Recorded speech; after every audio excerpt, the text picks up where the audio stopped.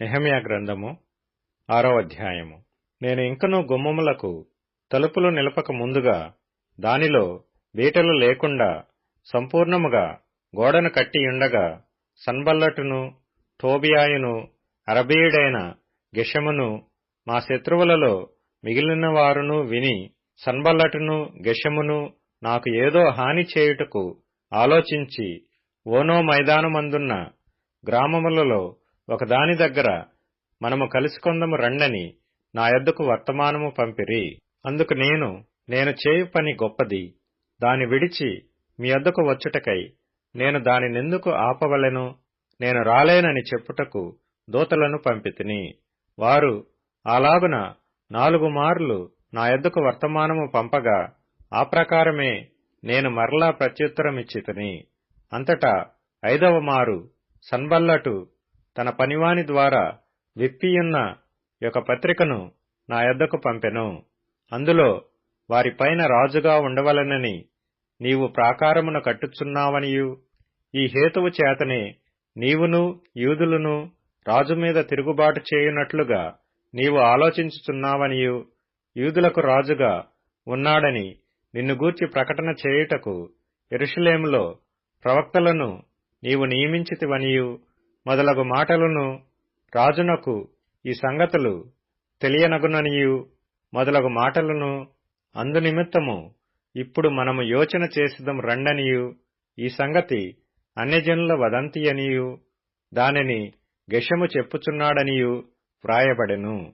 ఈ పని చేయలేకుండా మేమశక్తులమగుదుమనుకొని వారందరూ మమ్మను బెదిరింప చూచిరి గాని, నేను ఇటువంటి కార్యములను మేమెంతమాత్రమునూ చేయువారము కాము.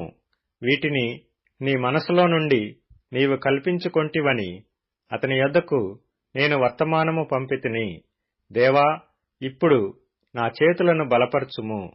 అటు తర్వాత మెహేతబేలునకు పుట్టిన దెలయ్యా కుమారుడైన షమయా యొక్క ఇంటికి వచ్చితిని. అతడు బయటికి రాకుండా నిర్బంధింపబడెను. అతడు రాత్రికాలమందు నిన్ను చంపుటకు వారు వచ్చెదరు గనుక దేవుని మందిర గర్భాలయము లోపలికి మనము పోయి తలుపులు వేసుకొనిదము రండని చెప్పగా, నేను నా వంటివాడు పారిపోవచ్చునా?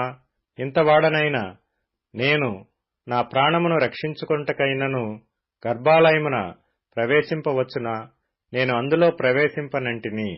అప్పుడు దేవుడు అతని పంపలేదనియు, టోబియాయును సన్బల్లటును అతనికి లంచమిచ్చినందున నా విషయమై ఈ ప్రకటన చేసిననియు తేటగా కనుగొంటిని.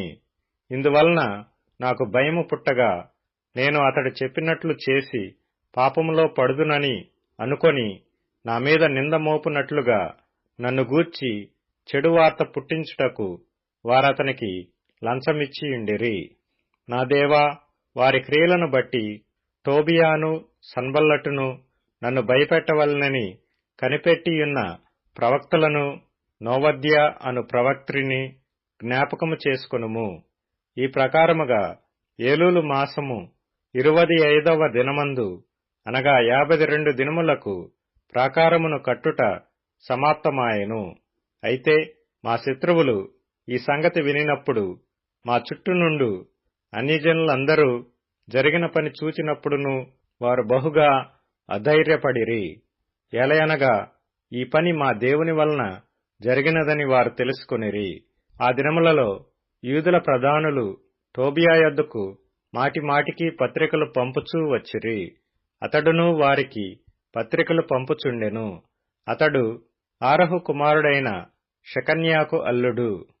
ఇదియుగాక యెహోనాను అను తన కుమారుడు బెరెక్యా కుమారుడైన మెషుల్లాము కుమార్తెను వివాహము చేసుకొనియుండెను గనుక యూదులలో అనేకులు అతని పక్షమున నుండెదమని ప్రమాణము చేసిరి. వారు నా ఎదుట అతని గుణాతిశయములను గూర్చి మాట్లాడుచూ వచ్చిరి. నేను చెప్పిన మాటలు అతనికి తెలియజేసిరి. నన్ను భయపెట్టుటకే టోబియా పత్రికలు పంపెను.